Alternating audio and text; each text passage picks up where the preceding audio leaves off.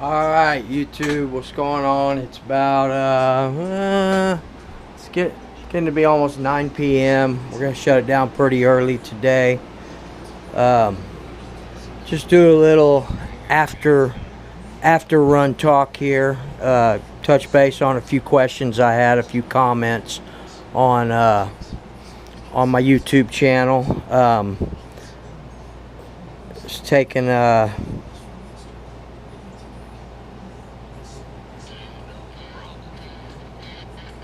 yeah. Okay, so a few questions and a few answers here. So I didn't get a chance to run the Techno today. I didn't feel like cleaning up two trucks. It's a process, man. It's Nitro is not for the lazy person whatsoever. But the Techno is looking good. If y'all watched a couple of videos back, I ran the LRP in the Techno. And now we're going to be running the Novorossi Rex Legend in here. So I need to get still got my battery in there. So question number one that I had from a couple of people is if I'm running a hump pack battery. And the answer is yes. I run hump pack batteries in all my vehicles, with the exception of my LSTs. I run nickel metal hydride flat pack batteries because hump packs won't fit in there. So where's this bad boy go? Right there. Okay, so I got to get the hump pack out of here. So in the Techno, I run a 2100 milliamp hump pack LiPo. The reason I run LiPo is because I am running the Savox Black high voltage servos. So if I was not running high voltage servos, I'd probably run a nickel metal hydrate packs. But the only servos that I'm going to be running until I feel like they're not doing their job, and at this point so far I'm really impressed with the Savox Blacks. As y'all know, when I first built this Techno NT 48.3, I struggled between using a LiPo battery or a Lifey or a nickel metal hydrate, and the choice that I made on these Savox Black servos was a good choice. This is all I'm going to run. In fact, I'm going to buy two more on the for the 8T as well. Once I get my my 3.0 front differential and my 4.0 center diff from RC Waffle. By the way, Mr. Dom Foss, I sent you the link in the reply to that comment for RC Waffle. It goes by LCQ Hobbies, I think. LQC or LCQ Hobbies. But I sent you the link, Don. So they got some really good stuff on there. They've had a lot of complaints from people before as well about not standing behind their work and stuff like that, their products. But I mean, the prices that you're getting on some of this stuff is worth the chance for sure. And I've been dealing with RC Waffle for a couple of years now, so I'd say go for it. You can get some pretty good deals on some stuff. What they do is they take used or brand new kits or RTRs and they cut them up and they piece them out. They sell them out part by part, so which is actually pretty smart.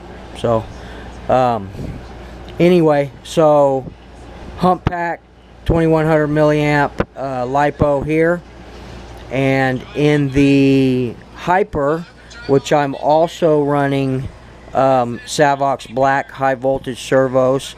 We just put these in the other day. This one I decided to go ahead and give the 1900 Lifey battery, a Reedy Lifey battery, a try. for no reason would I ever use the old school battery packs. I don't even know if I have any. I think I keep one of them around because I'll use them sometimes to jump start my nickel metal hydrates.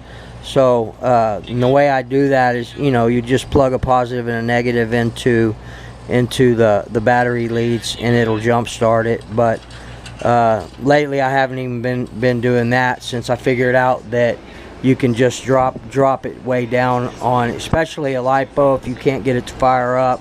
Just drop down to the lowest setting on nickel metal hydrate and fire it up for about 30 seconds to a minute, and that'll jump start it enough to where it'll recognize the voltage on it. Man, I got some mosquitoes in here somewhere. They must be around the bottom of one of my air conditioners. So and these are the other hump packs that I was using in the Hyper and in the 8T, but no more. We're going to strictly go either LiPo or Lifey. I haven't decided yet. I haven't had any problems with the LiPos. Today I was losing connection, but I think what the problem is here in the Hyper is that these receivers, where'd it go? What the hell did I do with it? Alright. Oh, here it is.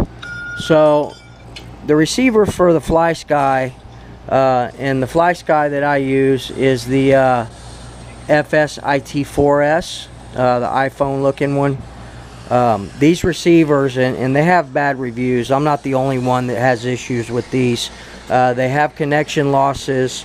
The craftsmanship in them is not that great, and it's a really big receiver, so it fits in here barely. But what the issue is the hotter that the vehicle gets, it starts to make this receiver go into a kind of like a LiPo voltage shutdown, and it's cutting out. So because I can let it cool down for a little, you know, for a couple of minutes, and then we're back in business. So there's some type of what do you call it? There's a shutdown. There's a voltage shutdown on it, thermal shutdown going on with it. And I'm not sure if it's this. I've had nothing but problems with this receiver. So I don't know if it's this though, because I'm not sure if I'd ever had the problem with the LiPo, but it could be this Reedy Lifey pack as well. So I'm going to keep doing some research on it and go back and forth between the Lifey and the LiPo and see what happens. What we'll do is I'll use this receiver again, but this time I'll do it with the LiPo, and we'll see what happens. And then I'll also do it with a nickel metal hydrate and see what happens. So we'll do a little research on it. Regardless, people, I've never had any issues with my Spectrum receivers. I have the SR310s, most of them, so the only extra one I have is the SR210 right now, so I'll have to run a splitter for my voltage protector, my glitch buster. But again, shout out Family Affair. I appreciate the information on these things. I mean, a runaway out there wouldn't have been that big of a deal, but because we had this glitch buster in there, it's able to store some energy so that the carburetor slide will shut. You know, there's enough power to shut the slide on it, even if you lose power at your receiver. So that's what was going on today. That's why you didn't see a big runaway. It just dropped down to an idle, and you know, it did its job. So shout out Family Affair again. I know I've shouted out to you 4 or 5 times, but man, that was probably the best information I've gotten from anybody in the past 2 months. So also check out Nitro Time's video. It's pretty good. I liked it a lot. Shout out Nitro Time. I like your whips, man. Nova Rossi, I feel, is probably one of the best manufactured nitro engines on the market. Now, I probably don't agree on the LRP. I'm really loving my LRP right now. I think it's just a matter of switching out the carb and getting the Novorossi carburetor on there. Get rid of that X-Tech. I've got my X-Tech's brand new in the LRP box right here. It's never even been used. Never even tried to tune it. Now, I was semi-successful in tuning the one on my ZR30. But still, never to the point of the tuning that I'm getting now on the LRP and the Rex Legend. So, alright guys, so next point is ride height and camber adjustments. Troy, I got you on that. As far as the hump packs and all that, that's something that I've done for quite a while. But you're right on the ride height. I had actually, before that first run, dropped my ride height quite a bit before I did the first video, and it helped a little bit. But yeah, you're right, we still need to work on it a little bit more, and that's what this is all about, going out there and testing and tuning. And you know, I want to start getting ready to get on the track, not necessarily with the Hyper. I'll run the Hyper on the track for sure. That is one badass RTR right there. I recommend that to anybody. Comparable to a race kit. I mean, I've got a race kit buggy over here that I'm working on, my Mugen MBX5R. We're gonna get this bad boy put together here real soon once I get the 8T situated with the diffs and all that. So yeah, Troy, I appreciate the input, and we'll work on that ride height and the camber for sure. It's not as bad as it was, but it was still trying to roll over there. Alright, so next point being what is the next point? Oh, my tune. So my tune was nowhere near as lean as it was on the day where I videoed it in the Techno. The Techno, it was just balls to the wall, way up there lean, both low and high. So we tuned it a little bit more. Again, people, one of the reasons I'm going out to the soccer field is to open these bad boys up and get them tuned the way I like them. So yes, a little bit, just a tiny bit lean on the high, and probably a tiny bit on the low as well. So we'll work on that again. I don't want to drop it down too much. I don't like my Nitro engines to be doggish or sluggish. I want it to scream. I don't want it mediocre. I want it right on the edge, right on the brink of being too lean. That's where I want to push my Nitro engines, right there. I don't want to tear them up. I don't want to blow them up, but I want to push them as far as they go. To me, that's what all this is about. Trying to test your skills in tuning, trying to push this thing to the brink so you can get the most power possible out of it. That's what does it for me. And when I get to that point and I feel that it's just not enough, then we're going to take this other Novorossi Rex Legend right here, brand new in the box, and it's already got my address on it. I've already got some notes in here for Rick at RB Mods, and hopefully this week, if not this week, next week, we'll be sending this Rex Legend 28.8 out to be modded. So that's still in the cards. I just had some other things going on. My animals were sick. My son was in the hospital. I needed to buy new servos, so I went ahead and spent the $200 for this set of Savox Blacks. So within the past 6 weeks, I've spent $400 on servos just in these 4 servos right here. So get those things out of the way, and I think now, and also for the 8T, getting the differentials upgraded to the 4.0 stuff. But over the next couple of weeks, I think I'm going to be ready to go ahead and get this thing modded. So I'm almost to the point to where I'm getting bored with these stock engines. That's why I'm pushing them to the limit. So I don't mind being right there on the edge. I don't mind. I don't want it to be too lean, but I don't mind it being just a tad bit lean. But yeah, I got you on that. I'm not sure who was that commented on that, said we're a little bit lean on the high and the low, but it's not much, man. To my specifications and my taste, it's not very far off at all. But we'll work on it. Again, that's the whole purpose of all this, going out to the soccer fields, test and tuning not only the engines but the platforms as well, the suspension. I made some progress on that. I lowered the ride height. I have not messed with the camber adjustments or anything on this, so that'll probably be my next step. We're also putting a lot of power to it. I've got the Max Life shoes with the 1.0 springs and the Badlands that are sticking to the ground. So